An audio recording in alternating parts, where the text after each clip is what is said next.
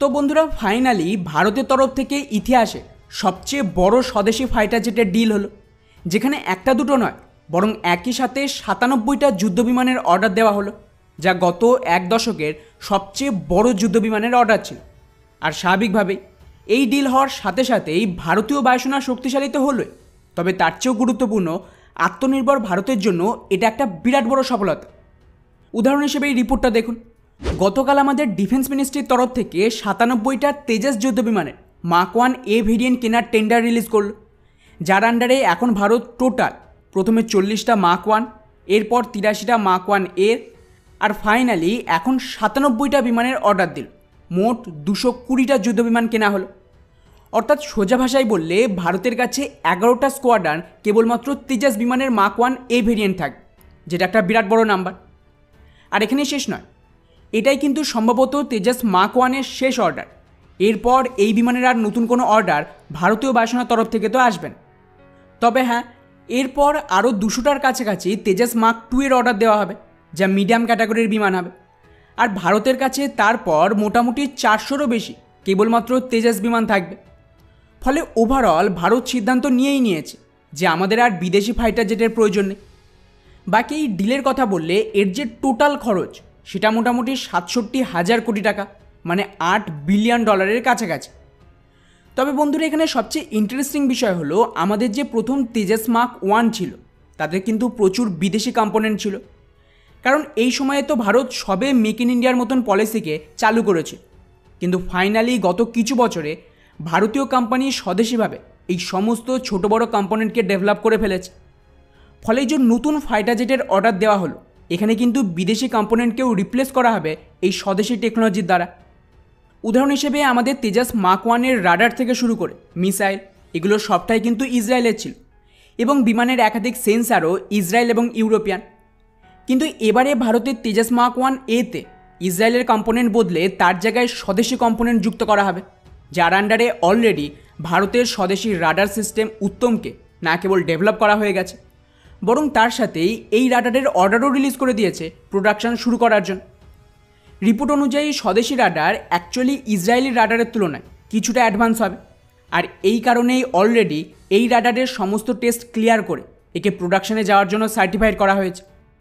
যদিও তেজাস মাক 1-এর আগেকার যে 83টি বিমান তৈরি হচ্ছে তার প্রথম 40টা বিমানেই ইসরায়েলি রাডার থাকবে, কিন্তু তারপর 41তম বিমান থেকে স্বদেশি রাডারকে যুক্ত করা হবে। এছাড়াও বিমানের নতুন ডিজিটাল সেন্সার যুক্ত করা হয়েছে, যা সম্পূর্ণ স্বদেশি। স্পেসিফিক্যালি বললে এতে নেক্সট জেনারেশনের স্বদেশি রাডার ওয়ার্নিং রিসিভার লাগানো হয়েছে।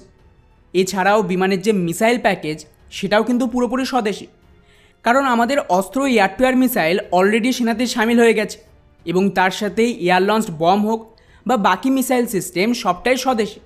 হ্যাঁ, বিদেশি এয়ার টু এয়ার মিসাইলের অপশনও রয়েছে, আর তার সাথেই ব্রহ্মসের এনজি ভার্সানও তৈরি হয়ে গেলে 2026 থেকে 27 সাল পর্যন্ত সেটাও তেজাস ব্যবহার করতে পারবে। মুশকিল শুধু এক জায়গায়, আর তা হলো ইঞ্জিন। এটা এখনও আমেরিকান। তবে বন্ধুরা, খুশির বিষয় যে এখানেও ভারত একটা বড় সিদ্ধান্ত নিয়েছে, কারণ যেমনটা আপনারা জানেন যে ভারত অলরেডি নিজেদের একটা স্বদেশি ইঞ্জিন বানিয়ে ফেলেছে, যার নাম কাবেরী। সমস্যা হলো এই ইঞ্জিন 73 কিলো নিউটনের থ্রাস্ট তৈরি করতে পারে, কিন্তু আমাদের তেজাস বিমানে মোটামুটি 85 কিলোর বেশি থ্রাস্ট প্রয়োজন।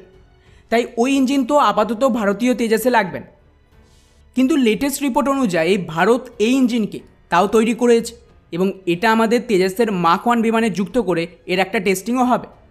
আর একবার যদি এই ইঞ্জিন সার্টিফাইড হয়ে যায়, তাহলে এর ওপর আরেকটু আপগ্রেড করে এর ওজন কমানো হবে, এবং ইঞ্জিনের যে থ্রাস্ট তাকেও কিন্তু অনেকটা বাড়ানো হবে। ফলে ভবিষ্যতের সম্ভাবনা রয়েছে যে এই সমস্ত তেজাস বিমানে যখন আবারও ইঞ্জিন পরিবর্তন করতে হবে, সেই সময় এই কাবেরী ইঞ্জিনের দ্বারা আমেরিকার ইঞ্জিন বদলে দেওয়া হবে।